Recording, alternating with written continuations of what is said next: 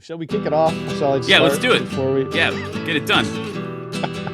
It's not getting it done. It's enjoying the road.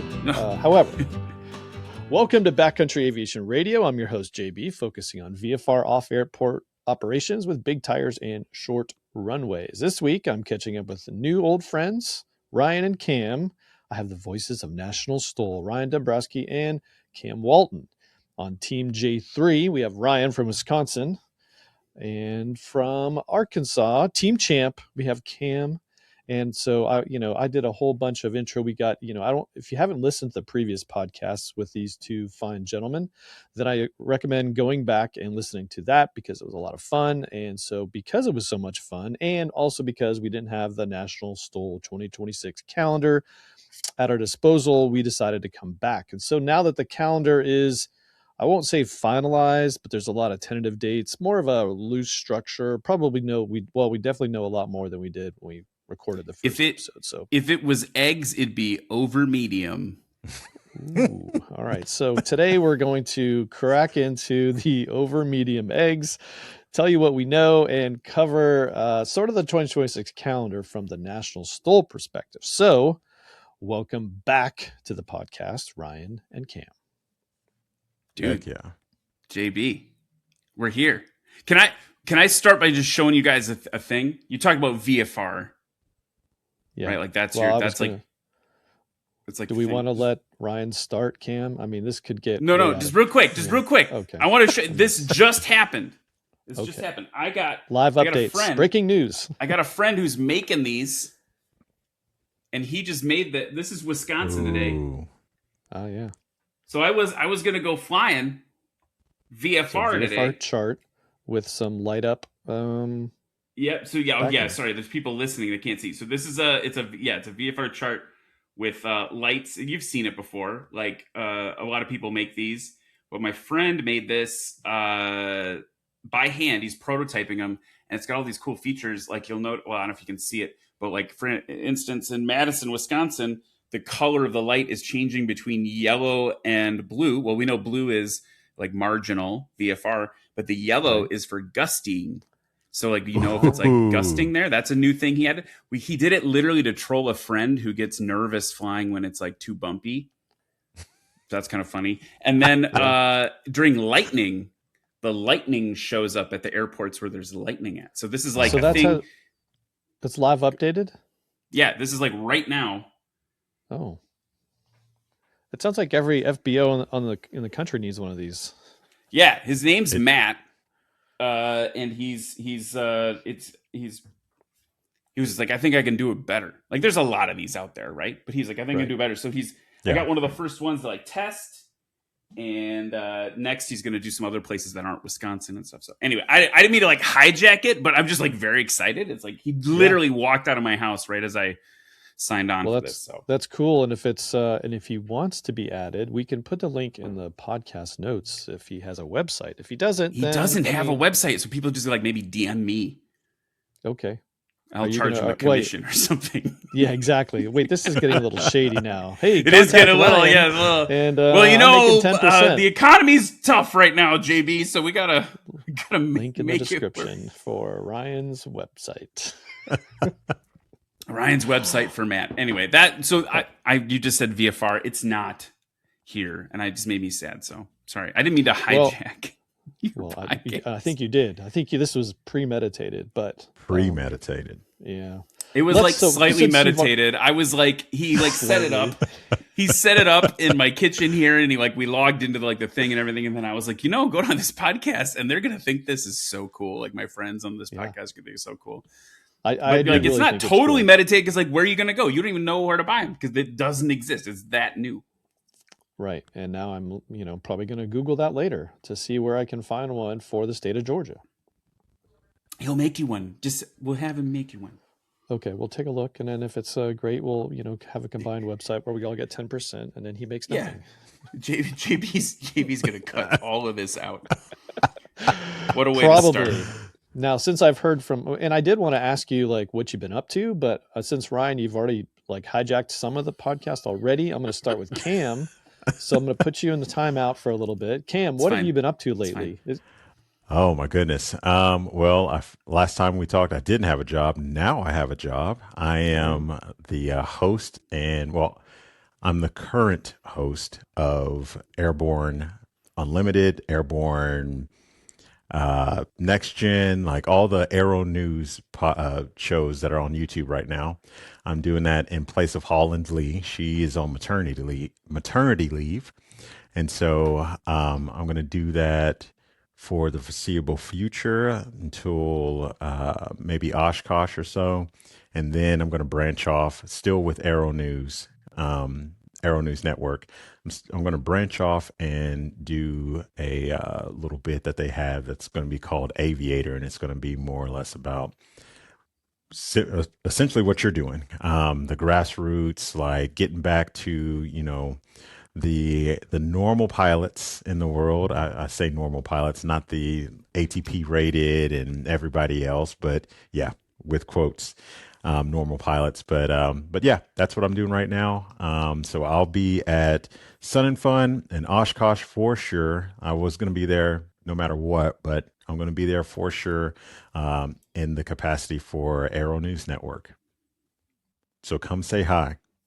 I mean, I've seen probably little clips from them before, but so what does that mean for you? You're going to be doing regular YouTube content, podcasts, or what's the format?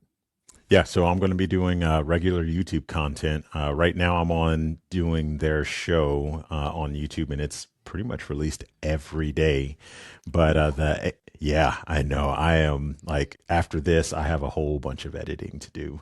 I'm getting very familiar with Premiere, but yeah, I mean, I pay for the Adobe Suite, so I have to use everything. I mean, it's $50 a month, and Yeah, I didn't have a job, so I got to maximize that dollar. But yeah, it's going to be a podcast, and it's probably going to be on YouTube. We really don't know how it's going to work out, but they really like my voice. They really like what I'm doing in place of Holland right now until she comes back. So yeah, I'm going to be talking about tailwheel flying and buying cheap airplanes and doing all the grassroots things that pilots should be doing on the way up to their ATP rating. So there's not any crazy accidents, or we got people who, I mean, there's people who are absolutely rated to be inside of the aircraft when they get their ATP because it's not easy to do.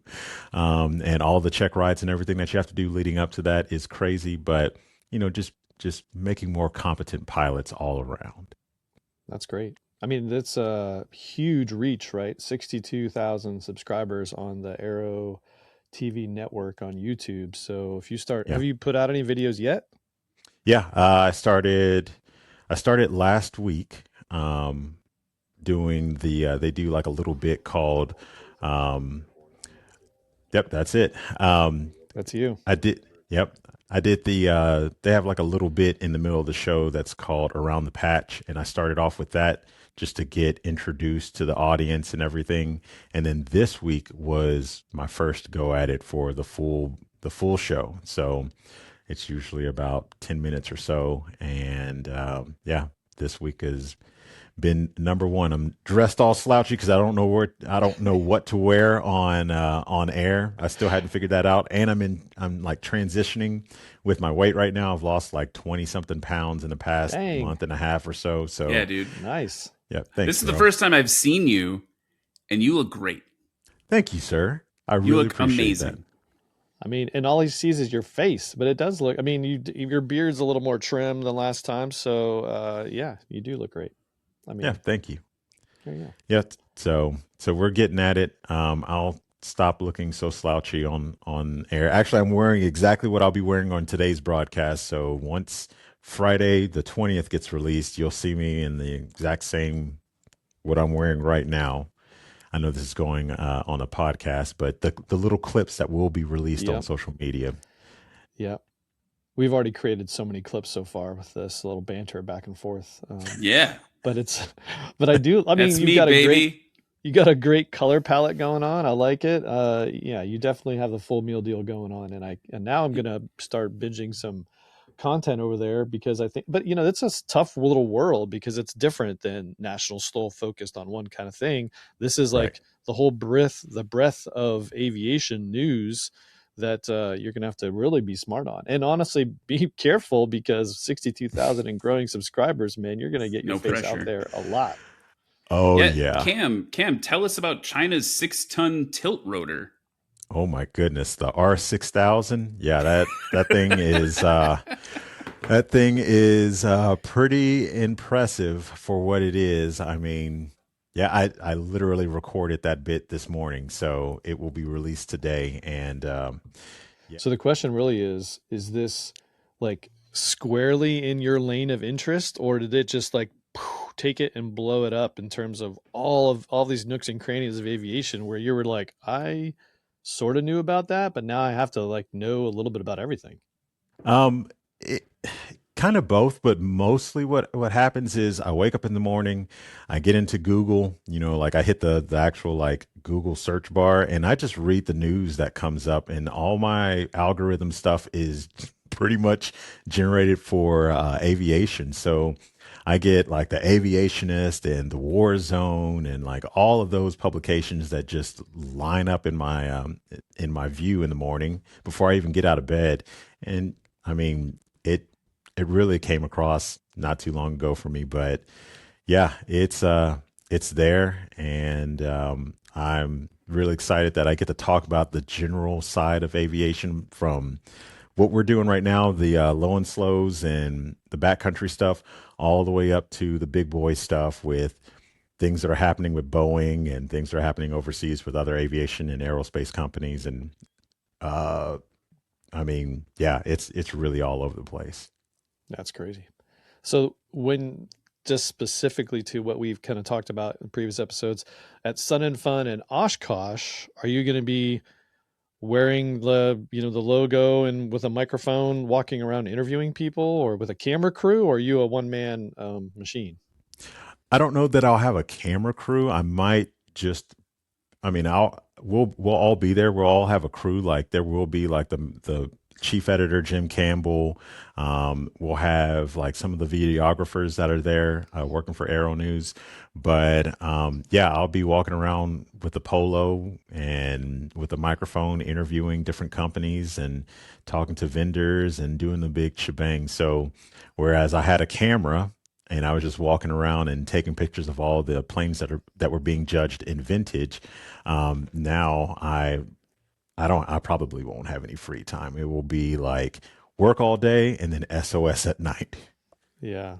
No vintage photos then. No vintage photos. So I'm going to have to hand that mantle.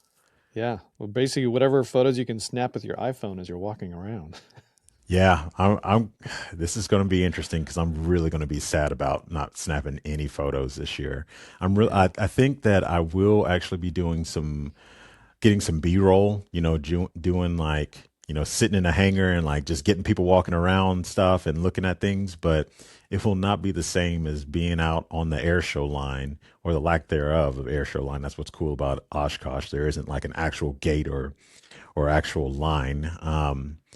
But yeah, I'm not going to be out there with my buddies like shooting pictures like how we used to do at like 2 p.m. Like everything's done, rush to the field at 2 p.m. and start recording all the way into the end of the air show. So I'm sad about that, but we'll see what happens. Well, then switching gears to Sun and Fun, are you going to be all over the place? I mean, are we not going to see you in the Bushwheel Base Camp, the STOL Base Camp? I will be there. I don't know. The plan would be to work all day and go to the Bushwheel Base Camp at night. And then, of course, Thursday, I have to shoot Don Wade's wedding. So I'll definitely be there for that. And I'll probably be in a working capacity at one of the demos, one of the STOL demos. But not for the all of most, probably not. I'll probably, because they get really funny. And I'm not talking about like not in a negative light for Sun and Fun, but they get real funny with how many people are out on the line, even though this is something that like Ryan and I do all the time. And like, especially myself when I was shooting pictures for National STOL exclusively. they get real funny about how many people can be out there, and everybody needs a spotter and everything. So for sure, at least one night I'll be out there. The rest of the time, I will probably be on the crowd side, just spectating like everybody else. So I'm going to be so disappointed with that, but I'll be able to hang out, and y'all will be able to see me out there at Bushwell Base Camp for sure. Excellent. So, well, and I have to kind of rewind a second. Did you say the wedding's on Thursday? Uh, Actually, I lied. The wedding is on Wednesday because that should be. I think it is right after. I think it's before. Yeah, it's at 4:30. So it's before the night show. So wedding, night show, and then super party after the night show at Bushwell Base Camp. Yeah, that's because since we've talked before, I've talked to Anitra. We talked about all these pro tips on an episode, and then I was basically planting the flag on Wednesday as the day to kind of be there for everything, including the wedding. Yeah. And so, Don Wade from Patriot Aircraft that we've talked about before, getting married on that day. And so anyway, I just want to make sure that I didn't have all my entire week misplanned. Yeah, no, you got it right. It is on Wednesday. So, that's cool. There's also going to be the demos that are on Wednesday as well. It used to be in the past that the demos weren't because of the night show, but Anitra finagled some work. She got some work done, and the demos are going to be all throughout the week. So that's going to be really cool because Wednesday used to be the day that like, sorry, night show, we got to do something else, but I think the demos are a little bit earlier in the day, and it's going to be fantastic.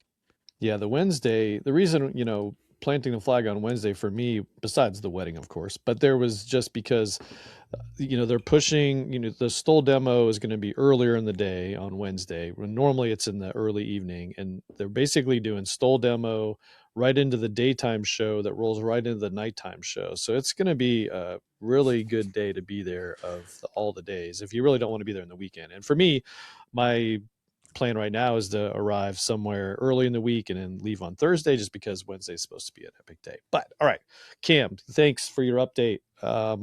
I didn't time you guys like last time, trying to give you equal time. But Ryan, what's been new with you? I've seen some instrument posts. Yeah, yes, that is a thing. I'm trying to take the next step in the flying progression.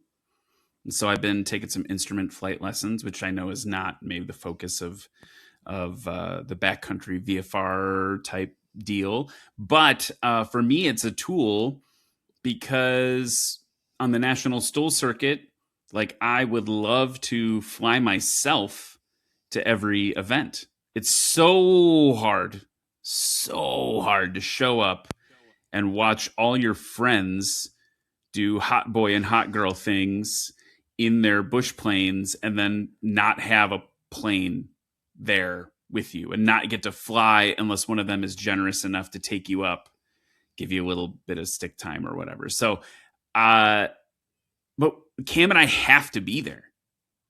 If we can't get weathered out, we can't whatever. And so, like, last year, I got weathered out the first couple, then the plane went down. my plane went down. Aircraft on the ground maintenance, didn't go not down. You. Right. The aircraft status. Aircraft status was down. Yeah. So we had. I think we talked about it last time. We had the elevator was damaged. A partner in the aircraft damaged the elevator. That's all fixed now. As a little side note, the insurance company was like, it needs to be returned to exactly how it was beforehand. So they painted it. They even painted like the blue stripes that are on our airplane on it. And the airplane looks weird now because it's like 1970s white paint and then 2024 white paint, like on the elevator. It's like very bright. Yeah. Anyway, so yeah, that's my kind of over. I'm doing the instrument flying. I'm still working in TV commercials, doing some of that stuff. The last couple of months, air show wise, like we've got the National STOL circuit, which we are doing a very good job of making people wait for. And then for me, got a couple contracts like floating around for some other air shows, which is very exciting. I can announce that I will also be at Oshkosh. I'll be formally now. I have been brought on again for another year of plane talk interviews. So everyone, if you want to learn about all the stuff on Boeing Plaza, that's where you can find me. And Cam, I got to tell you, buddy, you are in for. It is wild when you're working the show like that. It is wild how much it's so fun because, like, for instance, like last year I was interviewing Jared Isaacson.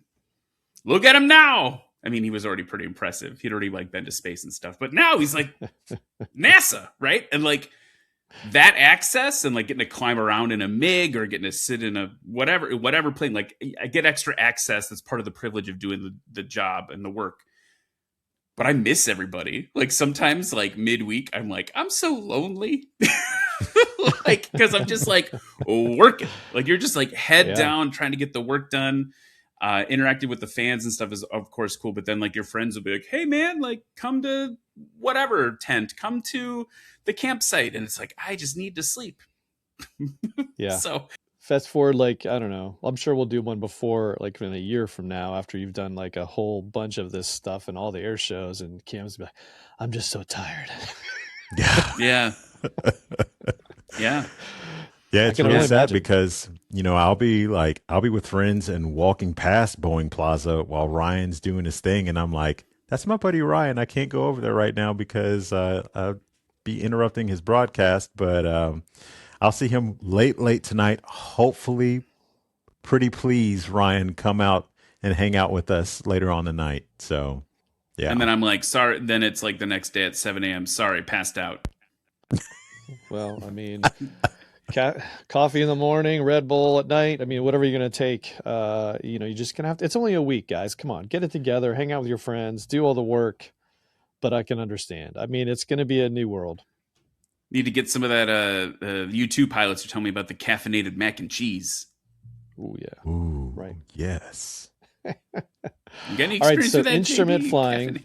What? No, actually, no. I mean, I tried to keep everything on the regular, and I didn't really try to disrupt the apple cart when you were going with new taste sensations. How about that? I gotcha. And we could get up out of the seat from our old days, but regardless, right. Instrument flying though. It's just kind of funny. You're like, oh, I want to show up, and you're going to show up in your Cessna that you came in through the weather for. Is that the plan, or are you going to get something a little more off-road capable? One thing at a time, I think, is probably the right answer. The Uniform Victor, the plane I fly with this club, it's perfect for instrument training. I think I'm still pretty new at it. No autopilot, still rocking steam gauges. It's real work just to keep it going the right direction. And I'm really enjoying it. I'm enjoying the precision of it. I feel like that precision is like translating over to my VFR flying as well. Just like being in, because you just have to, right? It's just like, right. You tighten the specs, like you rise to the occasion and you fly to the new specs, right? So will something else come? I mean, you're kind of, there's a little bit of a razz there, right? Like, are you really going to like fly a 172 like through the weather? Probably not. Right. But like, I think it's more about like, oh, like, is it the difference between like, I can punch through a layer real quick, or, you know what I mean? Like just the type of stuff that would mean I'm airlining or driving to an event at the last minute versus like, it just opens up the dispatch rate a little bit. It increases the dispatch definitely rate.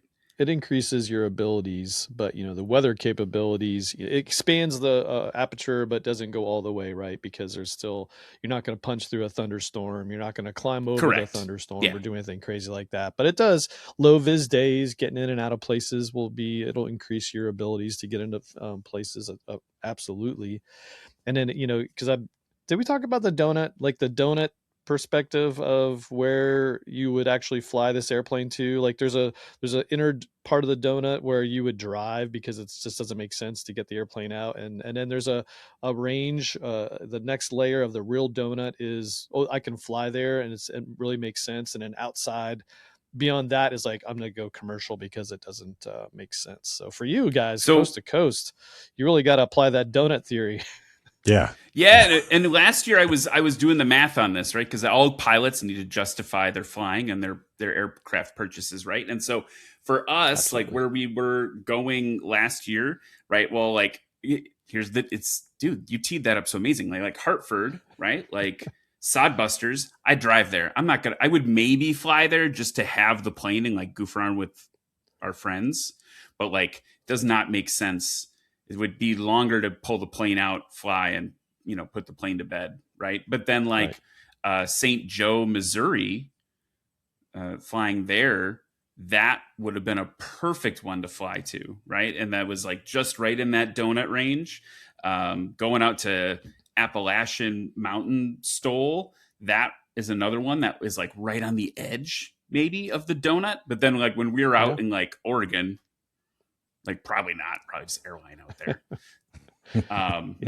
Not at Cessna speeds. The challenge with some of the National STOL things, and this is a good thing, I think. This is a positive, but for me, in that personal mission of wanting to like fly there, the challenge with some of the places we fly, because we are backcountry enthusiasts, is they're pretty remote. Like some of these little airports we compete at are pretty remote. And so as an example, like Swamp STOL up in the front half of the season, the inaugural event of every season, to get there is like, I think last year I flew like Milwaukee, some connection somewhere, Lafayette, and then like drive an hour plus from Lafayette to Jennings. So that's like, in theory, maybe not the 172, but there are a lot of GA planes that with all of that like connections and ground transport could still beat the airlines to that like very remote place. And so that's also part of the calculus. But yeah, I mean, and expenses. I mean, fuel's not cheap, but when you add up the planes, trains, and automobiles, it's probably, and saving time and probably break even. So it's one of those things. You got to balance everything to make your decisions. But you're right, and especially if you were probably to draw on a map all the places you would go versus you. And this is what I loved about most of my travels and the Scout bringing it home was I took off and I went in a straight line.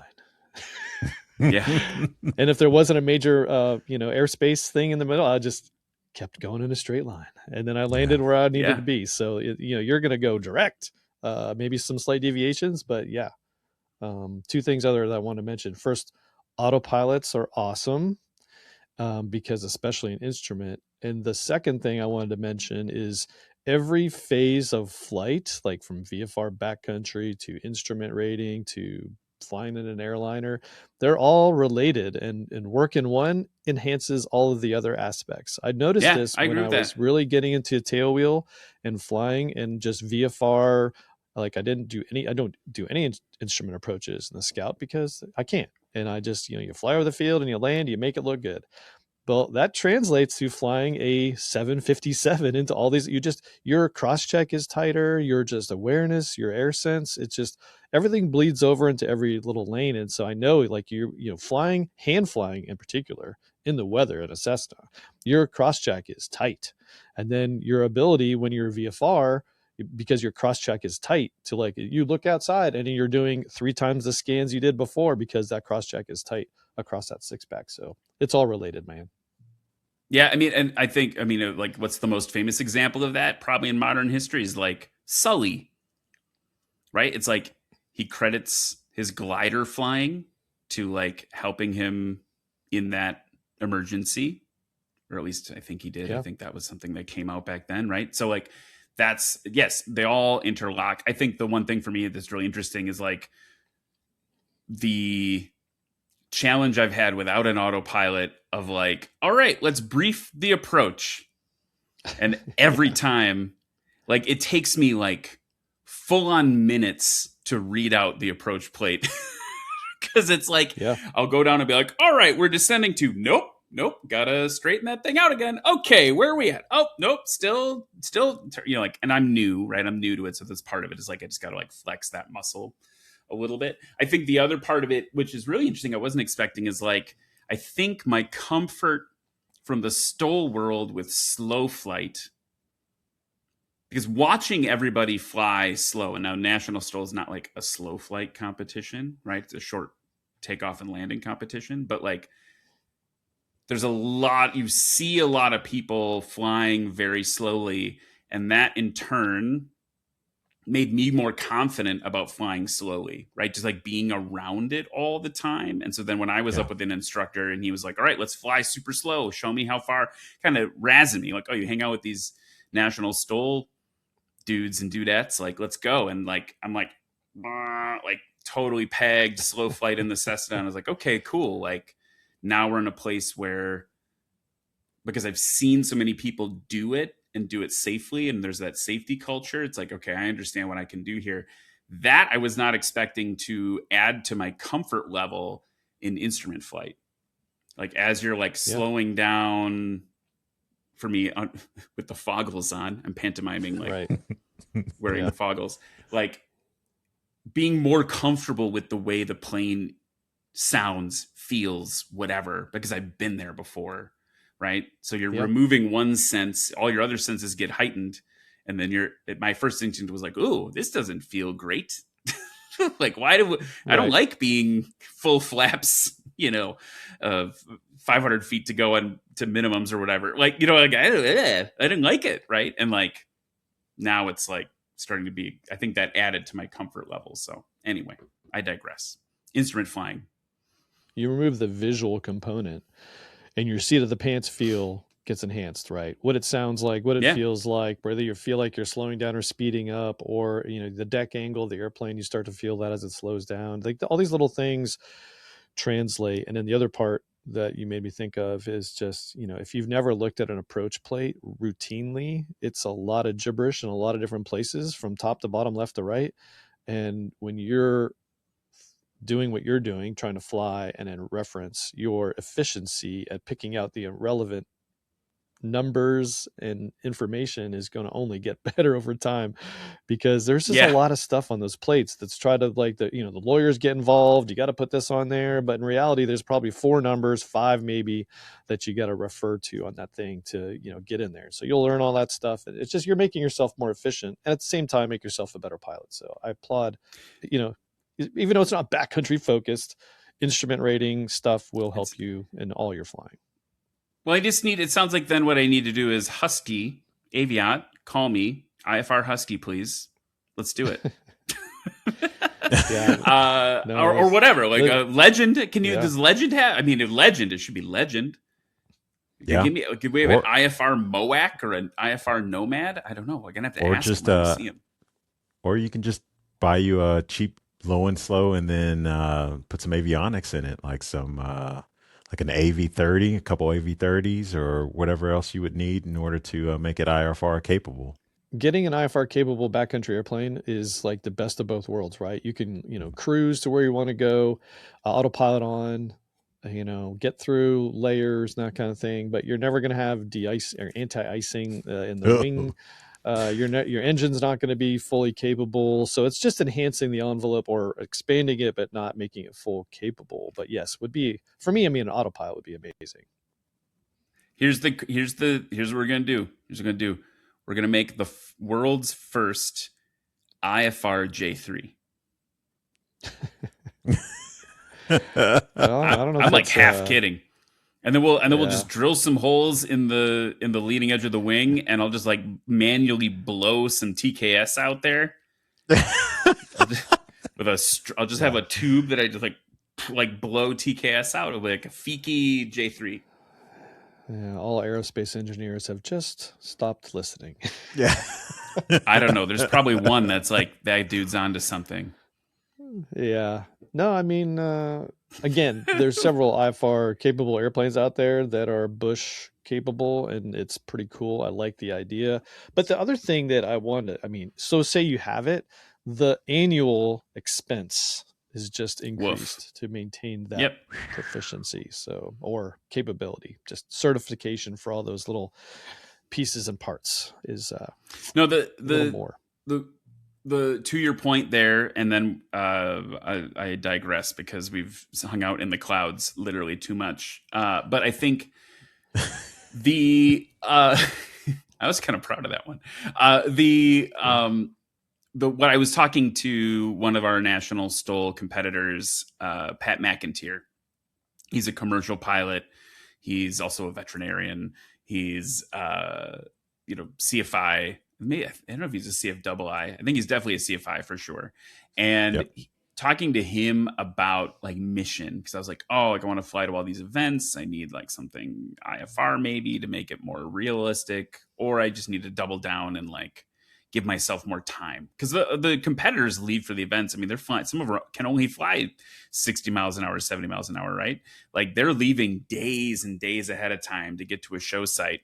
And then like the day before, like I pop on, whatever, a Airbus or a Boeing and show up, that night, like, what's up guys? Like all bright eyed and bushy tailed.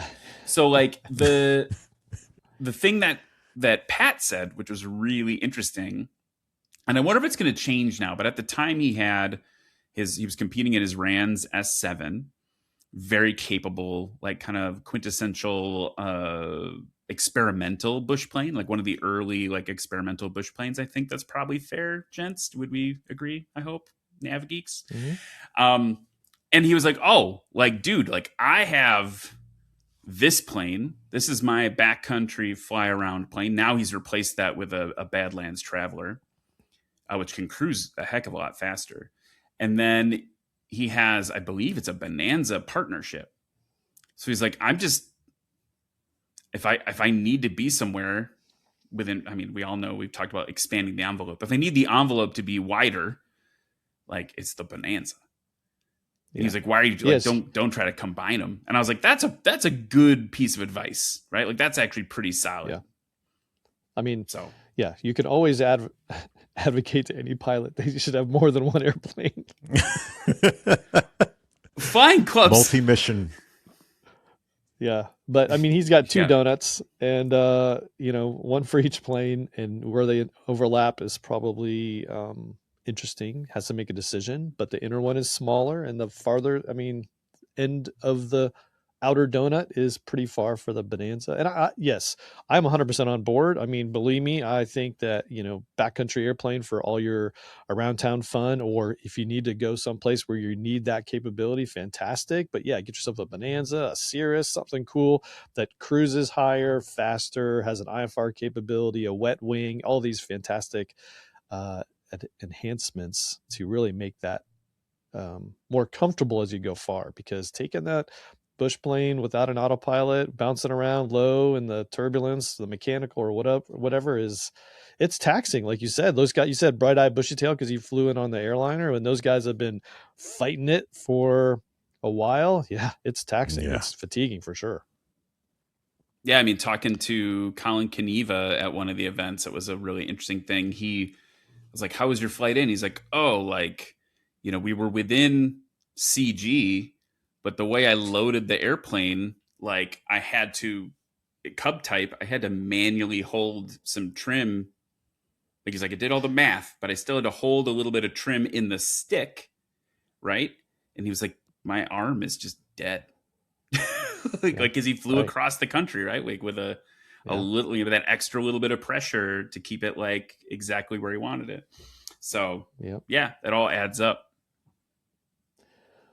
Yeah, it does. And but again, kudos to that. So before we get into the National STOL, and we talked about Cam, what he's doing, when we last left the podcast, Ryan, you were going to the big air show conference. So do you have a quick recap of your experience there? Was it amazing seeing all this stuff go International on, Council of Air Shows. That was a wild experience. It is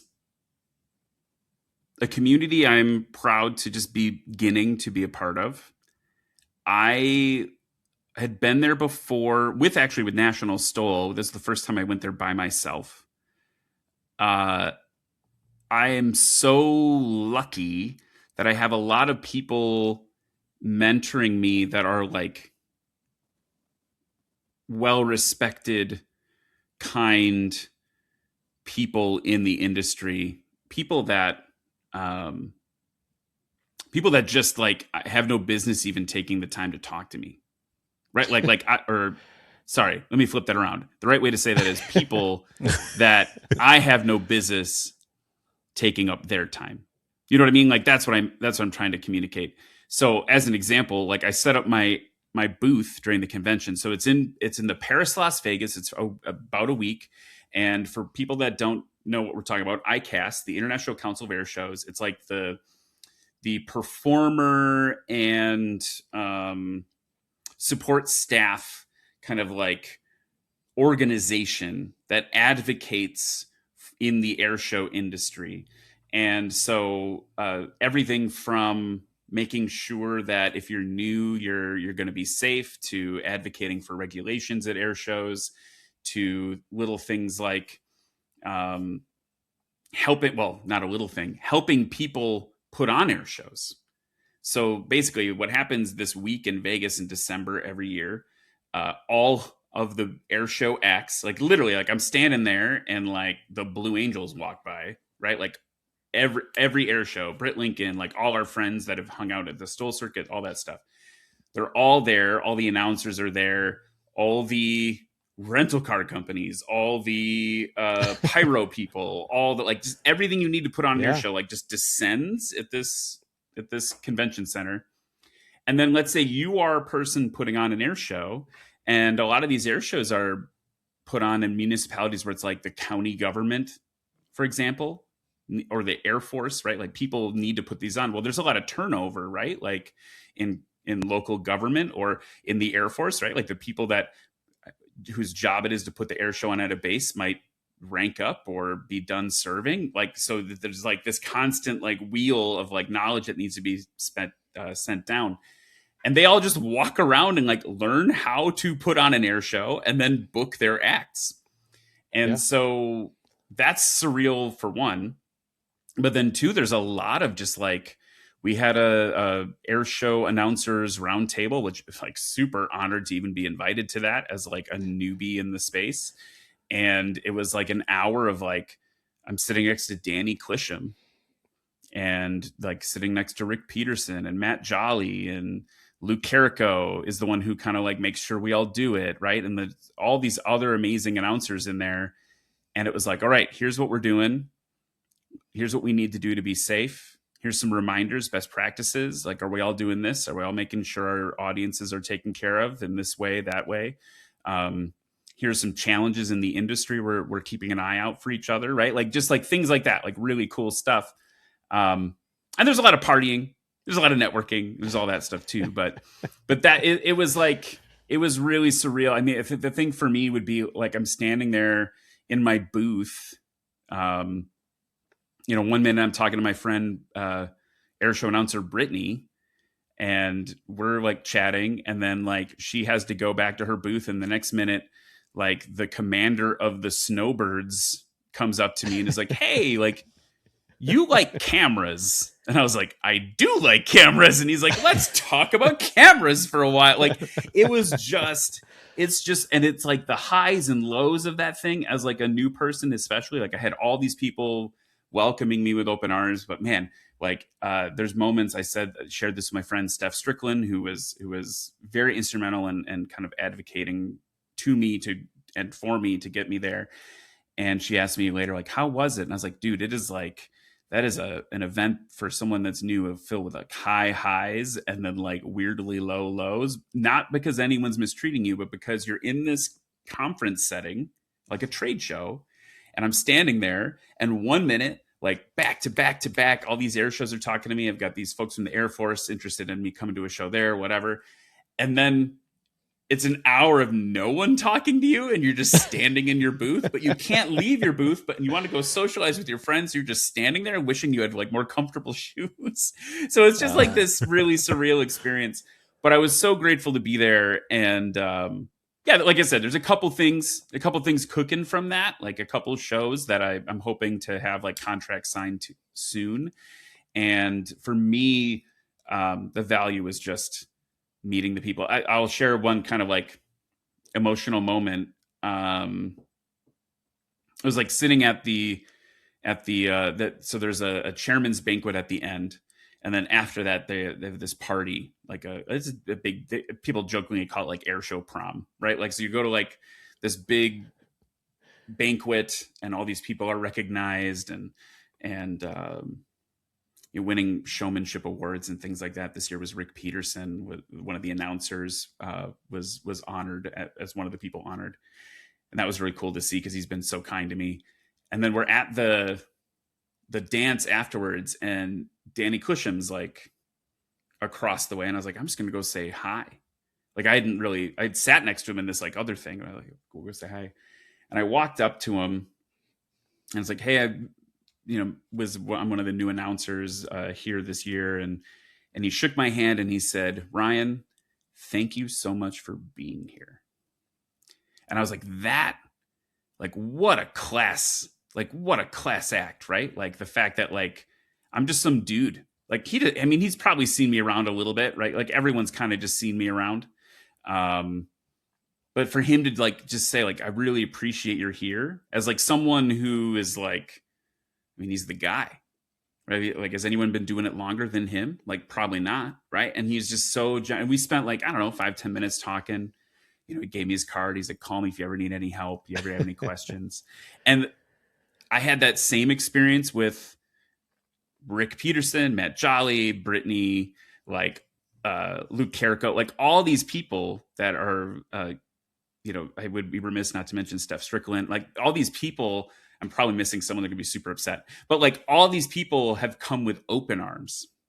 And I think that when we were on the podcast last time, we were talking a little bit about like being like aviation can sometimes feel exclusionary, right? Like there's like, we're this niche and then there's like sub niches, like warbird guys, you go over here, backcountry right. People, you go over here, like, speed freaks over here, vintage over here.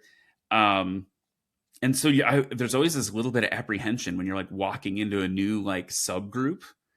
And the same thing that happened when I walked into the backcountry community happened at ICAS. Like everyone was just like, yo, what's up, new guy? Yeah. Like, we see you've been doing this, Mike Goulian walked up and was like, I love your stuff. And I was like, I almost spat my drink out. Like I was like, oh, hey, hello, Mr. Goulian. Right. Like, yeah. He's like, I've been watching your stuff. I love it. I'm like, holy cow.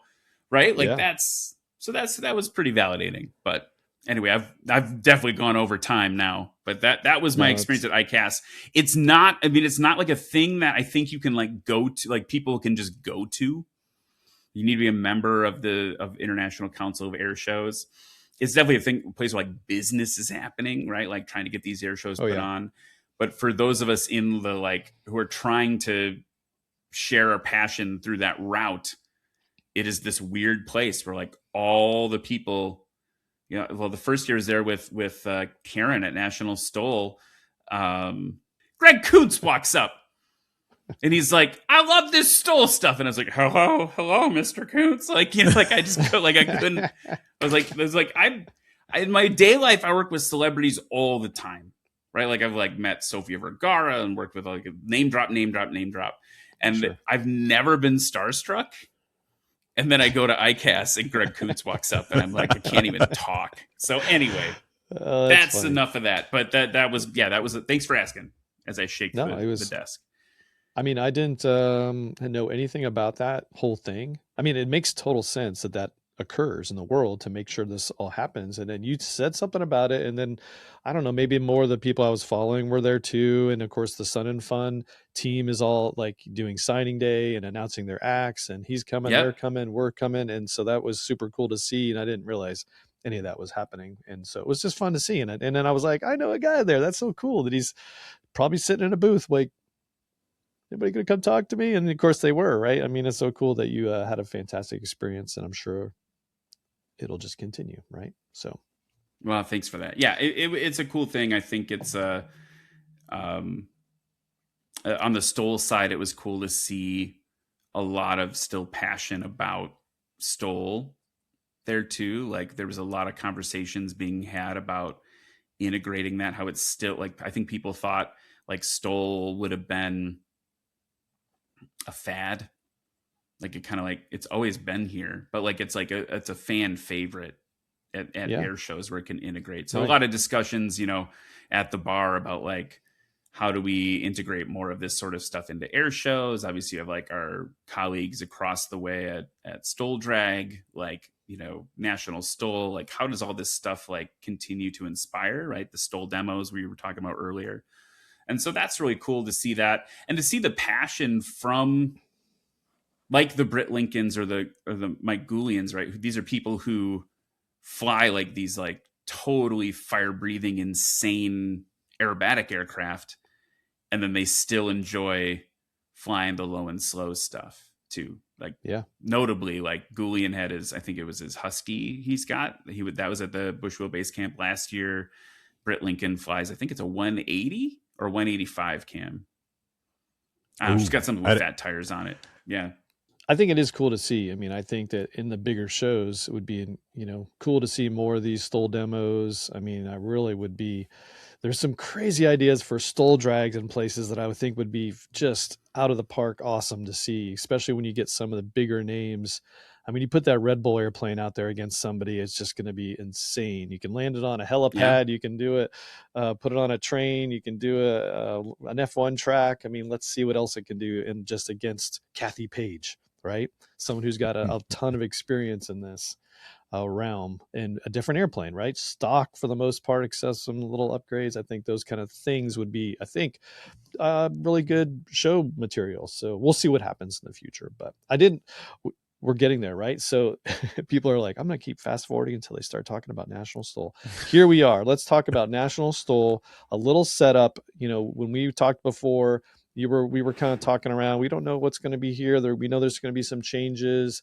And then National STOL put out some information. And so there are some changes, which I do want to dive into with you guys. But big picture, we had 12 events in 2025. There's 8 confirmed 2026.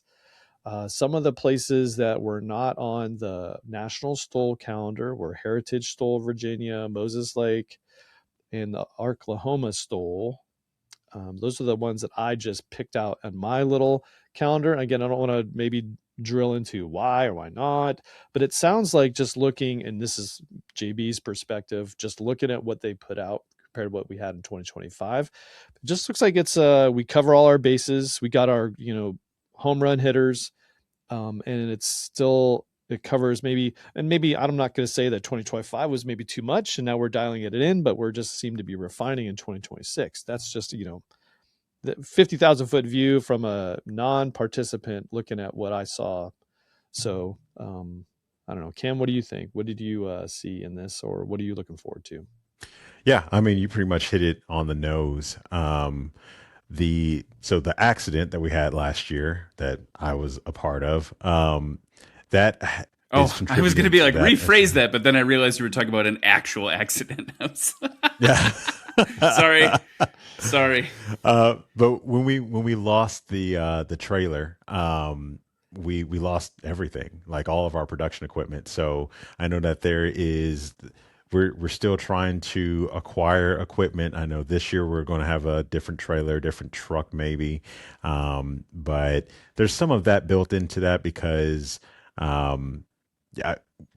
we had the capability last year to do all 12 of those shows, like no problem at all. It was really just boiled down to, do we as people, like as the organizers and as the talent, really want to do a whole bunch of shows, or does it need to be broken up to where there's different like groups throughout the country? We have like National STOL Southeast and National STOL Northeast or whatever. But it's scaled back just a little bit. There's been some schedule changes also because of just the actual organizing part of it, like, hey, we want to reach out to you to put a show on here, and then it's like, oh well, hey, we got backlogged with what we're actually doing already this year. This is not National STOL. This is like other organizations or people who wanted to have us come out. We just kind of, there were just silent trains or trains in the middle of the night that missed each other. But yeah, 8 shows. We're going to be hitting all of the shows that were on the original schedule before it scaled up last year, pretty much. So I mean, I'm really excited about it. But yeah, I think what Tom and Karen were saying last year is, scale it back just a little bit, give people some time to breathe. There were some back to backs and some schedule changes that happened last year. And then the next couple years, just kind of scale it back up to where we really want to get it, and continue it after that. Okay. Ryan, what do you think?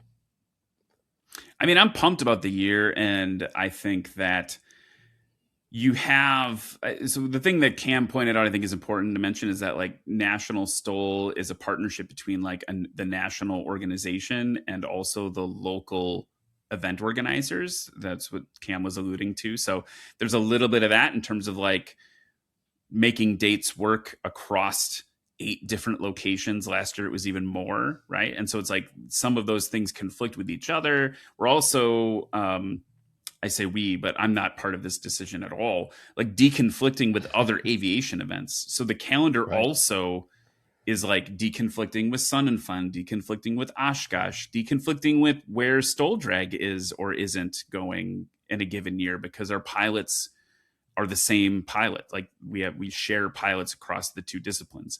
So there's like so many factors that go into the schedule. I will say, just like me personally, like Cam mentioned, there were a couple months where like we were like, it was like every other week we were someplace, and that got hard for me as like a dad with 2 young kids. Like I was like, woof, like I'm leaving again. See you guys later. Like that was hard, but it was like worth it. I love doing it still, but it was hard to be away. So I think that's all part of it. But if you look at the schedule this year, like I think what's cool is we have like a lot of the really, like Cam mentioned this too, like a lot of the long time, like institutional quintessential National STOL events. So still starting in Swamp STOL, that poor event keeps getting rescheduled, trying to find the exact right window of weather.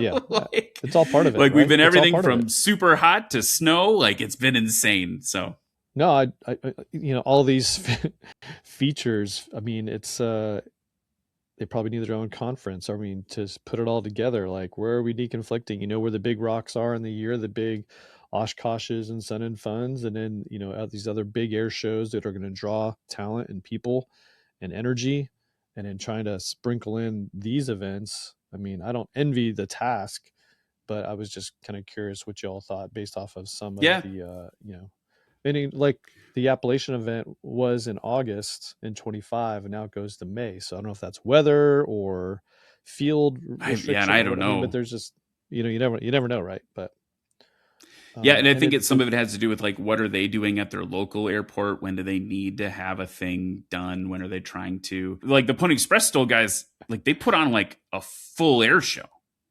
And so like when is that happening? It doesn't happen every year, right? So there's like that all goes into it.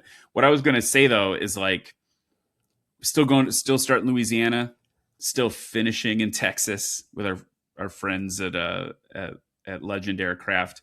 And as you go through the schedule, like Swamp STOL, Louisiana, like I said, that event keeps getting rescheduled to a different time for weather, things like that. That's right before Sun and Fun too, so it's kind of a cool stop off for pilots that are coming from the west. Appalachian up in Pennsylvania, kind of hitting that East Coast contingent of STOL pilots, and then Pony Express like right dead center. I'm excited that that's like right there in May. Then we go, there's a little bit of a break, and then we go to Sodbusters the weekend before Oshkosh. That's going to be super dope. Rocky Mountain STOL that is, I love all my children equally, but Rocky Mountain STOL, like up in the mountains, like in the stop of the like mid-season stop. What's cool is you're going to have from Swamp STOL to Rocky Mountain STOL, there's going to be like a 7,000 plus foot elevation change for the pilots competing, right? So like we're seeing them at the lowest and we're seeing them at the highest, right? Like that's going to be cool. Oregon's still like gelling, but I'm excited to be out there. There's a whole contingent of like very famous STOL pilots in Oregon. And so like making sure that they have a place to come show off what they're doing. Music City, that was wild. Country music concert probably going to be happening again this year. We'll find out what they do. And then Lone Star STOL in Texas to wrap it all out with the finals right after that on Halloween. So more compact, maybe, probably a little bit easier for pilots to get to. Like, I think that was also a concern last year. Some of the pilots were like, man, like I can't go to this event and then compete in the next one because they're too close or too far. Like there's just so many things, like you said, JB, that are like combined together. But I think it's gonna be a strong season. And like, I want to go get my boots muddy in Louisiana, and then I want to put on my cowboy boots up in the mountains. You know, like I'm just like, my goodness. I mean, yes, just casually looking at it, you know, and you mentioned it, hard for you guys because every other month or every other week you're like hitting one of these destinations. It was probably more evenly peanut butter spread across the flying season, and now it does appear more clustered, right? It's like boom, boom, boom, boom, and then we have like June, nothing, July 1, August 2, and then September nothing, and in October we hit. So it's just, I think, more clustered. I don't know if it's any more. I didn't do that comparison, but it does look like it gives you some little breaks for people to actually get some work done on the airplanes, maybe, or transit home, that or kind to like of thing. earn their flying money. Yeah, I mean, like the other thing too, like Cam, I think the front half of the season last year, you and I were just really tired. There was like 6 weeks where we had one every other weekend, and it just got like the miles were getting put on, and it's cool. Like it was a cool thing, but I think this is a little bit more realistic for the pilots in particular, right? Like, so they're not burning all that avgas. Whizzing all over the country, all over the time. Like just, and we did get tired at the first half of the season last year. And especially, I mean, like with doing National STOL and then myself doing the eSTOL component, like it was National STOL one weekend and then going into eSTOL the next weekend. It was like, 3:00 on Saturday, I have eSTOL. Like this weekend, I have no time to breathe. I mean, I love it, but this year is going to be very welcome with having those breaks in between for sure. So we didn't talk at all about eSTOL last time. So give me a thumbnail sketch of what eSTOL is, this whole thing. Yeah, it's Microsoft Flight Simulator, which is super cool. I mean, it is not like how it used to be back in the day where it just looked like a plane was like just one big polygon. Everything looks pretty close to real. We've got our own developers that are tied to Microsoft. I mean, they developed some of the airplanes. There's actual companies that develop their own airplanes that are used to compete. But yeah, it's essentially you're taking the in real life competition and then you're giving people the opportunity to do it at home with Xbox or with their computers in Microsoft Flight Simulator. I'm pretty sure this year we're going to transition to Microsoft Flight Simulator MSFS 24. We were in 20, and 24 is just a crazy new beast. Even though it's labeled as 24, but just the technology in the game has just made it where it is absolutely insane. Not only does it look real, but you can have you can do career things. Like if you want to be an ATP pilot, if you want to be an ag pilot, if you want to ferry airplanes, I guess, like you can do all of those things. But now we've got the National STOL component inside of the game where we'll be at Swamp STOL in Louisiana, in Jennings, Louisiana, and then in real life, and then in the game we'll do it the next week, and I'll be there. I think Ryan might be there for one or two. If I can't do any of them, hopefully I need a bigger break this year. So I imagine you might jump in a couple of times for me, Ryan. But Here's the thing, dude, is I've been told that I made a promise 2 years ago that I would compete in eSTOL. And the eSTOL pilots told me I had to do it in a GB. Google that airplane. If you don't know what a GB is, go Google it. And I last year did not compete. And so I have received a moderate amount of flack from the eSTOL pilots that I'm not competing in eSTOL. And so I will certainly be on the mic for eSTOL at some point during the year, but I need to make myself an honest man. So just to put it out there, I mean, it's also on PlayStation now. The MSF 24 is now. I was so excited because I was so mad you can't get it on a Mac, okay, and you couldn't get it on PlayStation. So I'm like, I'm not getting a PC to get it, and I'm not buying an Xbox because I have a PlayStation. So I was like, well, this is a bummer. And then all of a sudden, boom, it happened in December. It got released, and so I was so excited. And so I've played around with Carbon Cub and a couple other planes. It's not 100% like you can on a PC. You can like go and get more models in the stores and that kind of stuff. There's more of a marketplace. It's not all on PlayStation. So I don't know what limitations are. So I'm kind of curious to see if I could do eSTOL from PlayStation. That'll be maybe a homework assignment for you, Cam, or whatever. But yeah. So regardless, so like, what is the format? Like, so like somebody like you enter, you have your name and your airplane, and then you literally just go and taxi up to a line virtually like you were at a real event, but it's all virtual. Yeah. We have the exact same classes. Most of the aircraft that are in real life are in the game. So we can actually divide all the classes just like how we do in real life. And I mean, it is literally the same thing. You jump in the Discord. So it's nationalstol.com/chat in order to get into the eSTOL component. And then what ends up happening is you jump in Discord. We've got air bosses. We've got people who are, who can train you and everything. But what will happen is you're in the competitive chat, and then they call your class, and then you're getting told when to make your well, not exactly when to make your turns like air traffic control, but you're getting told what you need to do, when you need to be ready, and then if you have been disqualified because of you went off the runway, or in the game it's not going to show your plane exploding if you crash or anything like that, but right. We do have black flags. So it'd be just like in real life. Like if you nose it over, sometimes there was cases in Microsoft Flight Simulator that, just the physics just didn't work out properly. But you slam it in. Someone had developed, so we've got, our own developers, like I said earlier, but we've got like a G meter that can read like, how hard you hit the ground. And if you hit it, if you hit it excessively hard, then you get a black flag because your plane essentially would have crumpled in real life. Yeah.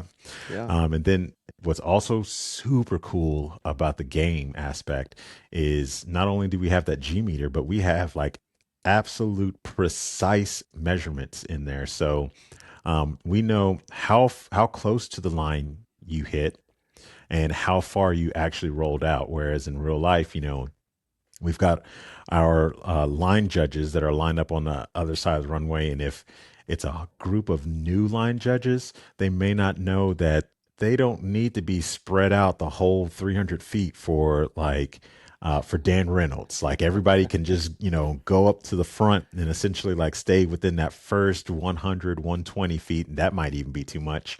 Right. But like, you bring in new people because there's people who want to volunteer and want to do it in real life. And you got actual pilots that are line judges as well, but they don't know that they don't have the tools, that they haven't been there for 2 or 3 competitions to know exactly where to look when the mains leave the ground. Because some people are just measuring with what they see and they don't understand that parallax is a thing. Yeah. So it wasn't 300 feet. It was actually 275. You're just standing in a weird spot, and you actually didn't track like exactly where or properly the mains actually left the ground, or what the last blade of grass that touched the mains was. So it's really cool. I hope that in some aspect of real life we get it dialed in to where it is precisely measured, because there's some butthurt pilots out there that Right. they go back and watch the broadcast and they're like, that was obviously not 300 feet. You need to go back and do something. But we need some lasers. Do need some lasers. I think just to give credit where credit's due, I think that's something that IRL like is more difficult to do with a technology solution than in flight simulator. That is a fun part about the flight simulator thing.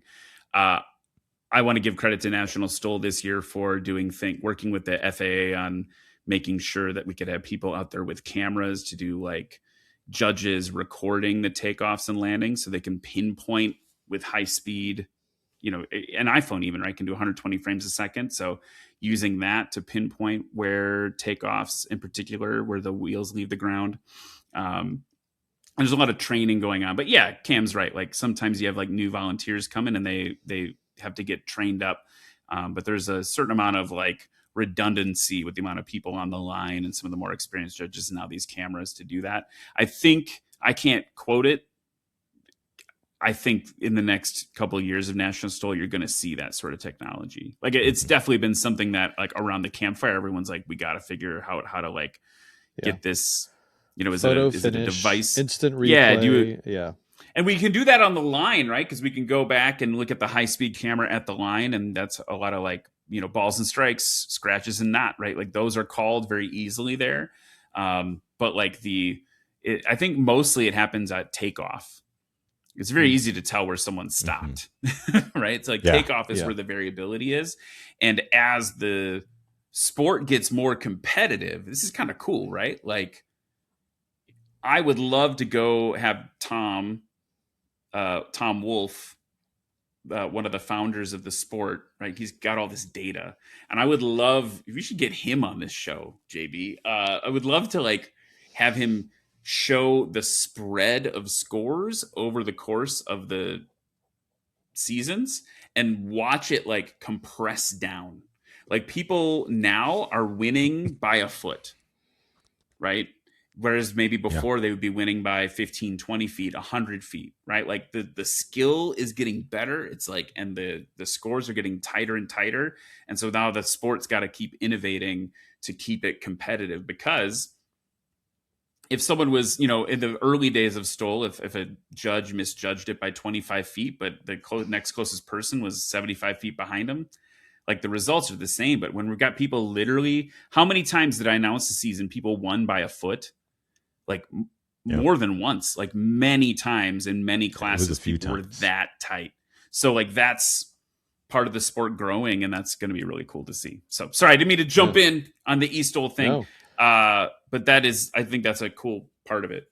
In real life, it's important both to like, as you learn that the computer can do the accurate measurements. So in the real world, you need to be able to do as accurate using some sort of technology, lasers, camera spotting or something. And it does get tricky based off of every model of airplane. Like you can't say, I'm going to put this camera on your airplane and it's going to be the same as the next airplane. It just doesn't translate exactly. So something on the ground and, blades of grass looking for daylight. And it's almost like a translation from sideline technology in the NFL, combining with the level of precision that they use at the Olympics to go hundredths of a second in some cases. It all needs to come, to this arena so that you get people that, you say feet now, it's going to be inches next season. Season, I mean, I think we're getting there. The joke I said recently was like, we need like our own runway that we can plop down that is like electrified in some way, and then it can tell exactly where the pressure plates or something like that. Anyway, wow, we're going deep in it. Put it in sand. I want to add one other thing. The whole thing in sand. You can mark it. Yeah, just do it all. Yeah, just like the shot put. Yeah. Cam, you should talk about for eSTOL. I think it'd be interesting to tell people about the like graphics improvements for the competitions, like the way that they like. Yeah. So what Ryan's talking about is the field itself. I mean, of course, like they have the actual venue that we're at. So whether it be, the airport at Jennings or the Military Aviation Museum when we were out there. But what's really cool that eSTOL did was they marked the field kind of like a football field. Like it is marked every 10 or so feet. So, and we've got like red lines that show like 100, the beginning and then 100 feet and the next 100 feet. So they kind of innovated that, or they did innovate. It wasn't kind of. And then we kind of did it in real life. We've got some markings that come in field for the in real life competitions. But what they did with eSTOL is kind of just mark it out like a football field, and it's a lot easier to read. And I mean, it's kind of harder to do in real life because we buy so many cans of paint and have them allocated for the season, and then like we're running out because at Rocky Mountain, that field out there is not exactly all grass. It's a mix of shrub and a lot of dirt.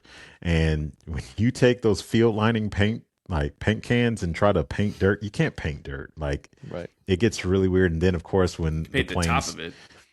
Yeah, you can paint the top of it, but then it's like this nice smooth layer of paint at the top, and then as soon as someone blows on it, literally, or if the wind blows, those dirt specks that were painted are gone. So that's where, like, if we did have that runway that we could just plop down and be pressure plated, that would really come in handy. But and then eSTOL the has internet it all figured trolls out. will just be like, this pressure plate landing isn't anything like what we land like in real life. Load it up to gross weight. Yeah. The other thing is like all of them are photorealistic too. That's the other part. All the airports are photoreal. Like they've been scanned by drones and like. Cam, I know this is not. I don't mean to flex on you this way. Did they have There's a me. Like there's a me in a trailer. Did they put you in yet? So. No, that was so mean. It was so mean. No. It's not. It's my own fault that I'm not in a trailer or in the video game, because I have to submit like a pic. Like they have to take. Like I have to stand somewhere and someone has to do like a scan of pictures from left to right for me, and I just have not submitted those. And like every competition, the developer that does that, he blows me up. And then the main guy, the Tom Wolf of eSTOL, his name is 80. He goes by 80K. He blows me up. Like they both make it their jobs to be like, hey, when you're going to submit those pictures, you'll be in the game once this happens. Yeah. And so, I just have not done it. Well, I'm hitting the gym, man. Give me another week, right? One more week. Yeah, that's like I'm like let me kind of like let me fix myself before I'm in the game for semi forever. Like I don't want to like look like how I don't look like in real life, or at least at that point. So they definitely did not get my hair right, but yeah. Well, what you don't want to happen is someone like walk up to Ryan and like, oh, I thought your voice sounded different. Like, I don't want people to get confused with your announcing, but the only person in the game is Ryan. There's going to be a little bit of a, wait a minute, that's not the voice I put with his face. Oh yeah. So we definitely do make it a point to say that, Ryan and the other guy who was in the eSTOL, the other announcer, for eSTOL, his name is Austin. They're both in the booth. But yeah. And it's not live. Like it's not where I'm talking and like you can see the announcer talking or anything like that. It's just like sometimes they cut to in between commercials, they'll cut to the booth. They'll cut to like a stand. Like they have like grandstands that are like pop-up stands that are in the game and have some of the actual developers like holding up signs and saying, you know, I love Stole on them and stuff, or Right. have their logos on their shirts or whatever. But yeah, no, that would be very disappointing. No offense, Ryan, or Austin. If Austin's watching, that would be very disappointing for someone to walk up to Ryan and be like, "Man, your voice is awesome." He's talking, and then they're like, "That wasn't you." Yeah. I don't. But no, the most don't disappointing part of this, I call it the IRL National STOL season, is when someone walked up and said that you were the noble Saint Bernard and I was the Chihuahua of National STOL, and I was like, thanks. That right there is that's the soundbite of this whole episode right there. Yeah. Oh my goodness. And I was like, could we rethink that? And she's like, how about a Jack Russell Terrier? I'm like, yeah, still not there. And then Cam's awesome. Cam's like, no, man, it's good. Remember Wishbone? Like, yeah, it's good. It's good, man. It's good. Yeah, Wishbone and Spike from The Mask. I mean, they were all smart dogs. Yeah. All right. So to put a bow on the whole eSTOL part, so people sign up, they go do it the week after the actual live event, and then they have a time slot, they do it, but you're not announcing real time? Are you like doing the like sort of the YouTube recap, or what's happening real time versus what's posted later? It is real time. So yeah, like when the actual YouTube production when it goes up on YouTube, it's a recording of the actual live competition. So Saturday, my time, Saturday at 3 p.m. I'm here, or I'm sorry, at 1 p.m. It ends around 3 p.m. for me, but at 1 p.m. I'm sitting at home or in my girlfriend's apartment like now, and I'm announcing the full show, usually with Austin, or sometimes we have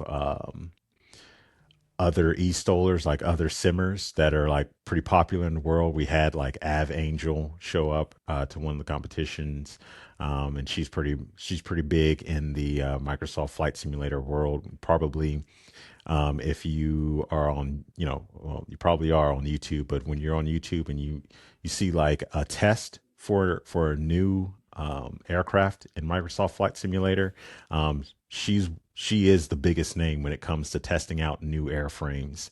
But she was on one of the shows, did an excellent job. And yeah, it is live time announcing just like it is in real life. So as a competitor, are you just like kind of dialed in and waiting for your name to be called, or can anybody watch this live, or you only get the YouTube thing that happens, it's packaged up later? Yeah, you can watch it live.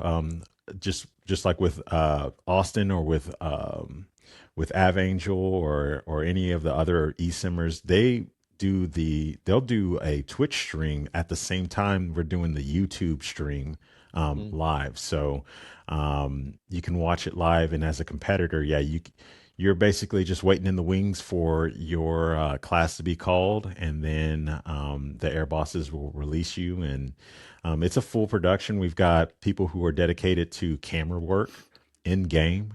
So there's like a drone camera essentially, and like those people who run the drone cams are like doing a ton of work, and it is excellent. Like, it's so good.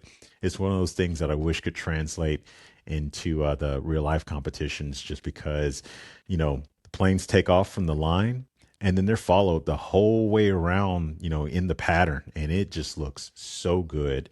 But yeah, you can watch it live either on Twitch or on YouTube. You can follow your favorite eSimmer if you have one of those. And then, of course, you can also just watch on the National STOL YouTube channel. We just have different graphics, just a little bit for the eSTOL side of things. Yeah, and there's just the 2024 series up there. I just looked, 2 hours and 41 minutes. It's got to be the whole show. So I'm gonna watch some of these later just to kind of see it, and it's gonna be fun to hear familiar voices and see it. But just to get, I have no real exposure. We talked about it a little bit. I forgot totally to dive into this. Sounds like I need to have another podcast just on eSTOL, because again, I have questions. I have questions like, as a PlayStation guy, can I do this? What airplanes am I limited to? Do I have to get an Xbox or something? I mean, nationalstol.com/chat. Get in there. Yeah. Get in there and ask all the people. Come on, JB. Yeah. That's it. It's time. You could probably fly your Scout. Yeah, you can fly a Scout in there. I know you can in the game. I don't think it's available on PlayStation. See, that's my problem. Otherwise, I would do that. I would totally work on this. Anyway, there's hopefully more innovation come to PlayStation as they sort of see the money revenue that they could generate from that whole side of things, which I'm sure is part of the calculus. But how many real world competitors have tried their hand, going, yeah, this is not for me. I'm not any good at this.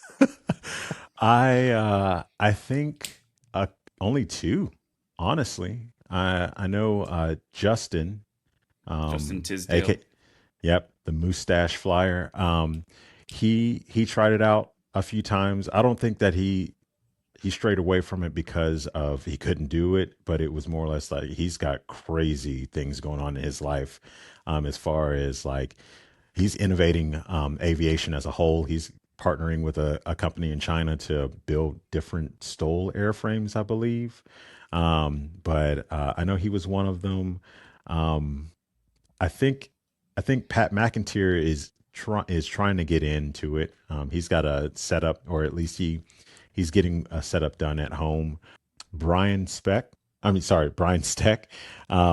I'm actually supposed to go out to his place and set up his computer and everything, for him to just have an not a eSTOL setup at home, but just have Microsoft Flight Simulator and all of his peripherals that he's bought all set up correctly. So if he wanted to, he could, or if his son wanted to, he could as well. But right now, the main name popping in my mind is Justin Tisdale. That has been someone that actually competed and has had his hand in it.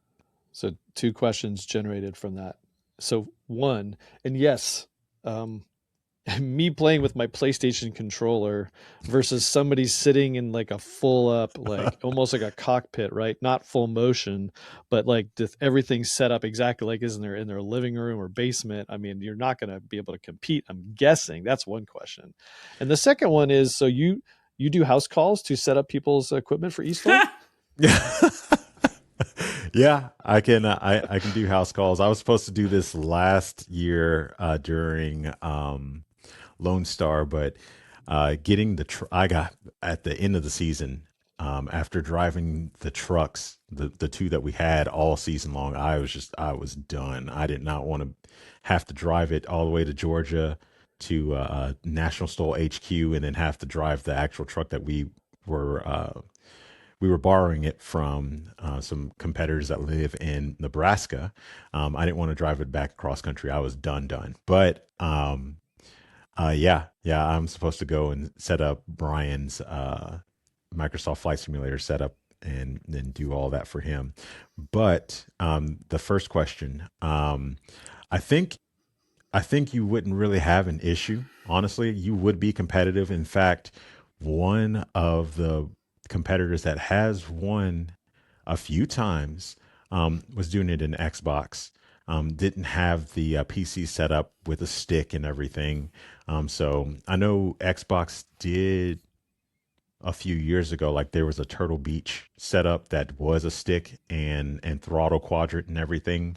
But yeah, you don't have to have the specialized equipment. We do have one competitor that has a full like motion sim at his house. He's got a chair that he sits in. It's got like you can see like he's got like fans that blow air on him, and like he has like a deck and like a panel and everything. And he's actually got it connected to VR. So he's wearing a VR headset while in full motion. And like there was one point in time last year that there was a hole in his wall behind where his setup was, because I think he actually hit it and put a hole in his wall. But like, yeah, his name is Smitty, and like he talked to us. We were at FS Expo a couple of years ago and had the National STOL trailer inside of the convention center at Las Vegas. And some of the guys that actually have the full motion rigs, like it is just insane because he spent probably around 20K on it, which is like the price of a really cheap low and slow, you know? Right. Yeah. But a lot of those guys really aren't interested in actually flying airplanes. They enjoy just doing it at home and having a good time. But yes, like you had asked, you do not have to have a full rig. You can do it with a PlayStation or Xbox controller. I think that Honeywell, if I'm not mistaken, is making a controller that works for Xbox or PlayStation that is specific for flight sims. Like you have your quadrant on the controller. I have one of the controllers that you can do that with PC. It's called a Yawman, but you have like your all your controls, throttle, prop, all the things that you need to fly an actual airplane in your hands. But it probably would be a little advantageous to have some rudder pedals because Yeah. I mean you're having to do it with your Right. your index and middle fingers because they do have the rudder pedals on those controllers. Like you Right. press your right in and kind of your left goes out. It is kind of like real life touching the rudder pedals, but of course you're not using your fingers to do that in real life. Yeah. So I can't say that You it speak would for be yourself, advantageous. Cam. I only activate that's how you do rudder pedals. I mean, yeah. With your fingers, right? With You your guys fingers. aren't reaching down to press the rudder pedals with your fingers? Dude, Yeah. I don't have the reach, sir. Yeah. I'm glad that you do because that's very Is impressive. that why okay. Your CFI Yeah. is like, oh my gosh. The no, What are these you rigs reaching are down there for, crazy. Ryan? Yeah. What are you doing?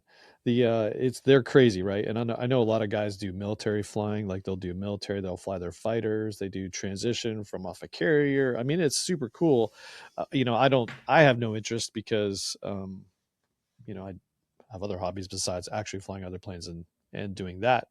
Yeah. It's expensive, but if that's your deal, man, go for it and enjoy it. Maybe they can't, maybe they have air sickness issues or vision problems that they can't Hmm. get into the actual airplanes, but this is something that they latch onto. They're helping everybody out, right? I mean, it's they're pushing envelopes in different ways. It's translating somewhere, but I think it's cool regardless. Yeah. Once again, I think National STOL is at the forefront of innovating, even in the sim world. Like is just crazy. Real quick, Ryan, sorry. Smitty, who has that full motion rig, one cool thing that he told us was he's actually been bruised by that rig. And if you've seen him when you watch some of the broadcasts, you'll see like he's moving. It's kind of violent. If he lands hard, because he usually flies a Wilga in the game, if he lands hard, it jars him. And like he's been bruised pretty badly from that jarring before. That's awesome. Sorry, Ryan. No, I was just going to add two little anecdotes by eSTOL. One is that the fidelity, if you go watch on YouTube some of the previous broadcasts, it is so similar to a National STOL broadcast that I think I can say this. It has actually been reported to the FAA for like there was an event where the FAA called National STOL and said you didn't tell us about the double ender that went on its back. And they were like, what are you talking about? Like it was the eSTOL event where someone in the eSTOL environment did put it on its back, but it's virtual. Like it's like, Right. Who cares? Hit the reset button. And apparently the FAA inspector, they've got to investigate every call, and someone called and reported it. And then the inspector, I don't think actually looked at it and then like pulled it up during the phone call and said like, well, it looks very convincing. Like, yes, like, right. So there's that. The graphics are crazy. I loaded up a Carbon Cub and flew out of my strip here in Georgia and flew around, and not all the landscapes are perfect, but the field's pretty good. I mean, it's super realistic on no matter what platform. And I wanted just to add the thing you said about like participation, right? Like I think part of why eSTOL makes so much sense for National STOL is that it's opening the door. Like I think the more we it goes back to like I'm gonna like soapbox for a second, right? But like it's that whole thing of like the welcoming open arms. We were talking about that earlier when I was talking about ICAS, right? It's like, yeah, airplanes not the cheapest thing in the world, more affordable than you think, right? But there's other ways to get involved in aviation if it's your passion. And like, we've talked about drones, we've talked about, I actually think National STOL and STOL is a we talked about champs and J3s, right? Like most cars, the average car costs more than those airplanes now, right? So there's like a lot of ways to get involved, but simming is one of those ways that people can get involved, especially at an earlier age, and just get like, feel it out. Do you like this? Are you excited about this? It's getting so. I mean, when I was a kid, like everything was like, I used to play F-19 Stealth Fighter, and like that. Like the panel is like this 2-dimensional weird thing. You couldn't even see what was happening outside. Right. It's almost like instrument flying. And I got so many Purple Hearts in F-19. But so it's just like, it was a way for me as a kid to get involved. And now what's cool is, to your point, like as adults, think about this. Like we were talking about instrument rating earlier. Like I can load up in the sim in my basement. Like I can load up, I can't log that time in my simulator at home, but like I can load up approaches. I can like practice the procedures. I can like pre-fly. I know there's a airline pilot. I know he's a new FO. And when he's at the hotel waiting for the next duty day, he's loading up the next flight. And he's flying it in a flight simulator to like just preview and think ahead and make sure he's got everything figured out because he's new to airline flying. So a lot of cool things about it. I think it's cool. And I will compete. Yeah. Well, I hope to see you out there. But I've honestly pulled up several of the strips in Arkansas and flown around them just because, like, hey, I'm going there soon. I want to do a little pre-flying and, see what the terrain looks like. It's hopefully pretty accurate, but it gets you in the mindset of how tight the turns need to be in certain valleys. So yeah, I mean, this is a whole new world for not only real world pilots using it as a training tool, but, getting the younger generations into the cockpits earlier because they're experiencing it. And with, you put a VR headset on, you're moving around, you're looking out the left side, right side, looking at all your gauges with your, I mean, it's insane. The amount of realism that is being injected to those platforms, regardless. If you're Ryan and you put on a VR headset and try to fly an airplane in your living room, it's amazing how much vomit is ejected thanks to that platform. So, be on the lookout too. For everyone who's listening, like be on the lookout for what's going on with the Flight Sim Expo this year. They're partnering with Skyfarer Academy, and what they're trying to do is that they're trying to bridge that gap for brand new pilots, like brand new in real life pilots, and veteran pilots as well, to bridge that gap for the sim world and real world flying, because I can be a student pilot right now and I can go out and spend all the money on brand new headsets and buy Microsoft Flight Simulator because someone told me that I can fly the same plane I'm training in and fly out of the same airport and everything. But when it comes to bridging the gap of what I'm actually learning in my curriculum as a student pilot and putting that in Microsoft Flight Simulator, there's a disconnect there. And then especially for a lot of the people who are already pilots, some of them might be a little bit older and not into playing video games or setting up their computers or having Cam come out and set your computer up to play that video game. But they're actually partnering up to make sure that, it's an easy transition, and that, just like Ryan was saying, if you want to practice instrument approaches, you can do that in the game. Of course, you're not going to be able to log that time, but it helps with your proficiency in real life. So, if you are failing, not really failing, but if you're not doing as well as you want to do in real life and your lessons, because you're paying money for this, and if you just spend 2 lessons on going over the exact same things, you can supplement it with Microsoft Flight Simulator or X-Plane. Just be on the lookout for that. Or, if you are just headstrong and just, you put your nose to the grindstone, just go out and buy X-Plane or Microsoft Flight Simulator. Set your own setup up at home, and then just practice all the things that you aren't proficient at in real life, because there's even ForeFlight in the games. Like, it's not true ForeFlight because of copyright stuff, but I mean, like, you pull up an iPad, it's sitting up there with your instrument panel, and you can plug in all the same commands that you can do inside of ForeFlight in the game. So, I mean, it's right there for you. I haven't gotten to that level yet because the PlayStation's a little tricky to go from one to the other. But we've hit on the fact that I need to have a whole eSTOL episode with developers and probably some of the announcers. We just gave you a whole eSTOL episode. Yeah, I mean, there's people like, you just did it, dude. So taking this back to real life, wrapping this up, is of the 8 events that are on the known schedule, what are you both, what's your participation level for all those? Is 100% or still TBD or what? It's 100% for me. I'll be at all of them. I'm going to speak for Ryan for just 1 second. I know that Swamp Stole, he's going to be at home because he's got a birthday to attend. One of the E's in the house is having a birthday. I wasn't going to say anything and just let people believe I was there. We could cut this whole thing out and make it. No. I mean, yeah. So I will be announcing, as of right now, I'll be announcing every event. I think last year I missed one due to a surgery I had. So I missed one last year.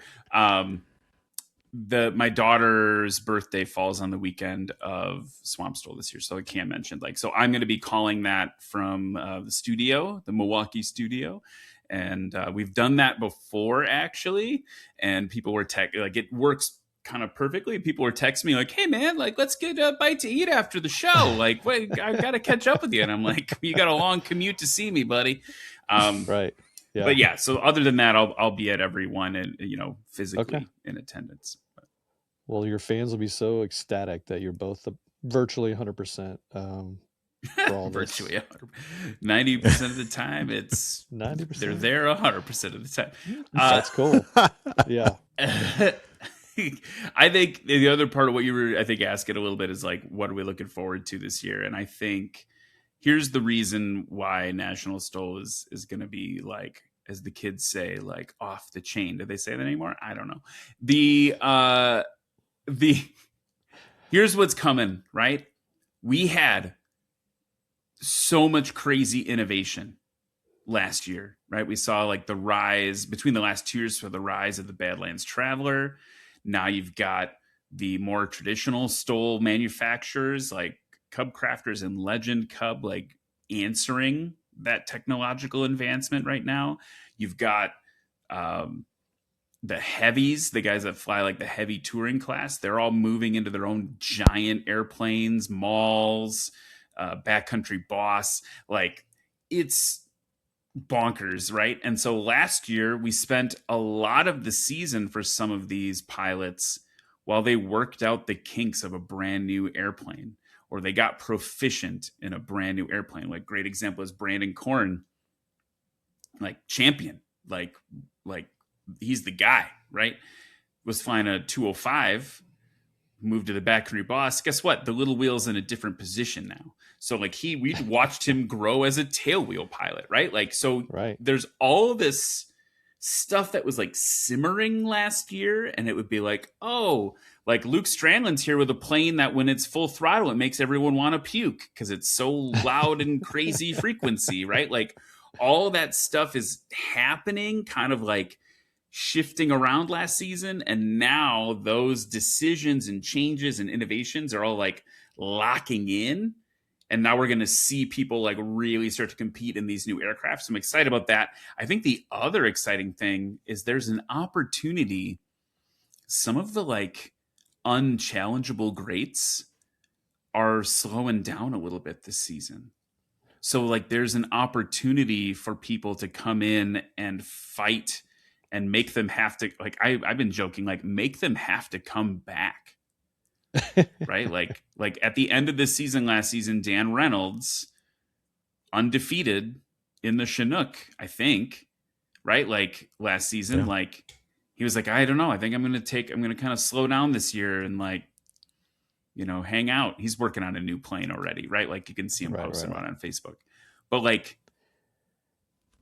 there's an opportunity now for someone to come start like challenging his numbers and make him come back and like fight harder. Right. So I think that's the other kind of cool thing. And then the diversity of the places, right? We talked about this at the beginning, like super high density altitude, super low, dirt, mud, whatever. Like it's just good. It's that part of the season's always cool. So, and I think that, with the reduction, maybe where these guys can't get to all, but now they get to more of them because there's not as many. I mean, maybe this number is a sweet spot. Who knows? When you're dealing with a scenario that is it's up to the competitors to invest in getting to the events. I mean, you're asking a lot, right? So as this maybe, drops a few numbers, maybe they're like, well, I made it to 8 this year, and that's all of them versus I can only do 8 and I'm missing 4. So I don't know if that plays a role, but it'll be interesting to see, at the end of this year, how it worked out. Yeah. To see how the experiment on it worked. And I think the other side of it too is like, is what you're saying. Like, we got to remember, like, this sport is like, it takes a lot to, let me rephrase that. It's a pretty low barrier of entry to compete, right? Like, so for instance, like Cam can go fly as champ. I could come fly my 172 if my bylaws of my club let me. You could come fly your aircraft too, right? You could fly the Scout. And so like that is like, anyone can come out to any weekend, get the training, get the mentorship. As long as you're proficient in your aircraft and you're safe in your aircraft, this is something you can do. And that's a lot more people can do it than probably think they can. To be one of the champions in a lot of these classes is a very different investment, right? And so particularly like unlimited class or in the the various heavy classes where you've got these giant airplanes, there's just like, to be like the grand champion of the year, like in your class at the end of the season, like that is an investment, no question about it. And so I think there's something to be said about that theory about like, well, hey, there's a few events less this year. The season's a little more edited. And I think that means that those pilots will be able to come to more events probably. Because I mean, in the end of the day, like, obviously if you're at that level, you're also getting sponsorships and things like that. But like, avgas is avgas, right? Like if you're in a fire breathing STOL plane that's flying at 70 knots in cruise, burning a fair amount of gas, or maybe it's special gas, right? Like that, those things add up. So that is part of it. Well, I mean, and then, National STOL, it's, if you have more events at 50% participation rate or less with 100%, I mean, there's an efficiency spot that, at some point it's a money maker, even though it's less events. So I'm not saying that's a part of it. I mean, who knows, but regardless, it's getting dialed in. I think 2026 is going to be a great season. I'm looking forward to hearing you guys and seeing you at some of these events, because I'm going to make it to at least one. I'll see at least Cam at Sun and Fun, even though it's not a National STOL event. But I'm going to be taking a hard look at this calendar with my own and making it a priority, because I just want to see it. I just want to see it. I want to hear the voices like over the loudspeakers, not in my headphones. Yeah. Come hang out after the show.